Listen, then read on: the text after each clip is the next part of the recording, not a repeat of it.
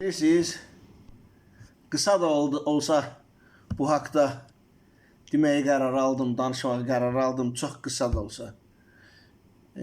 Biz bulaq verilişi ilə, ovqat verilişi ilə, Yaşar Nurinin radio oçerkləri ilə, Səməndər Rızayevin səsi ilə böyümüş təbəqəyik.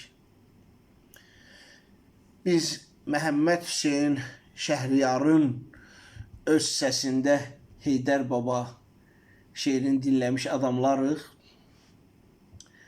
Necə deyərlər, biz axırıncı magikan, bizdən sonra kimdir sənə Nəsimidən, Nizamidən, Füzulidən danışan.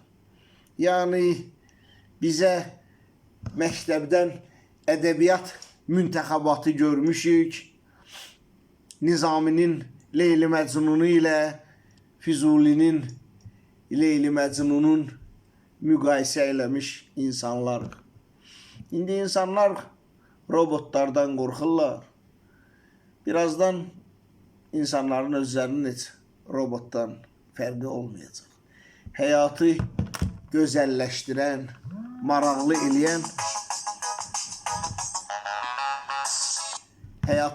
gözəlləşdirən, maraqlı eləyən, mənəviyyatdır, mənəvi aləmdir.